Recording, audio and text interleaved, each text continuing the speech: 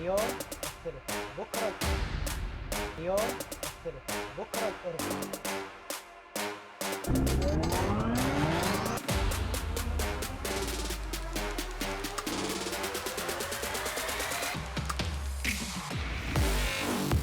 Hello, this is Muhammad Al-Asmar, a lens creator, ambassador and partner. Today I want to share with you how I created one of my most viral lenses, so let's do that.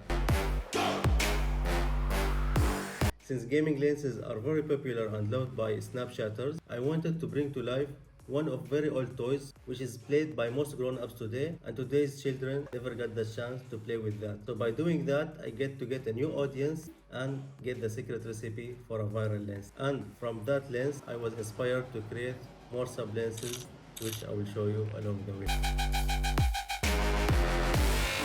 Old fishing game is basically a fish pond where there are a bunch of fish opening their mouths periodically, where the users have to catch them using a small fishing rod. In this case, we are attaching the fishing rod to the user mouth where they can tilt their head so they can catch them just like that.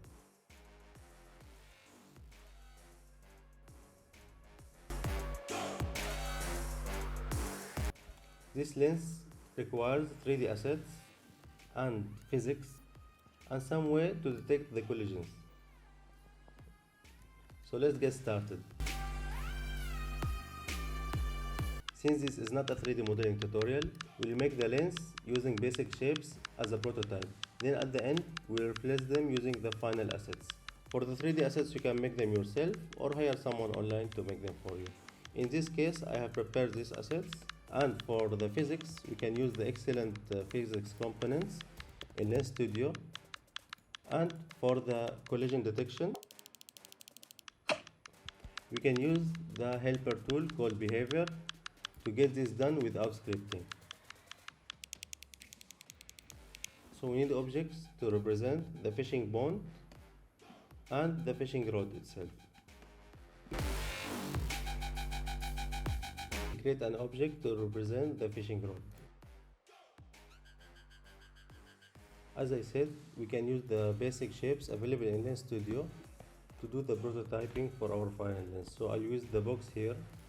I just scale it down like that. Something to represent the fishing rod itself. And now we need something to represent the string itself. We'll use box as well to prototype that.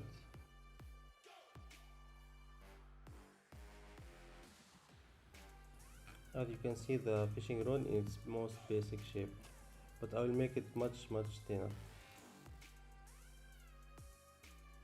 And finally, we need something to represent the fishing hook itself, which is the collision with the fish. I'll use the sphere to represent the hook. So now we are done with the fishing rod. Let's prototype something represents the fishing boat itself and the fish. Although we have basic shapes here in the objects menu, we can get more shapes using the excellent asset library. We have all sorts of shapes. What we will take from here is the cylinder shape to represent the fishing pond.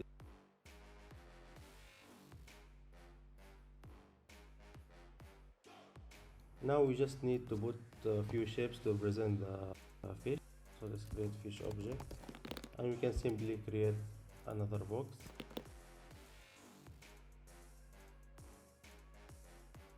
We can duplicate this because we'll have a lot of. Okay. Now we have everything ready. I have one tip to share with you before moving on.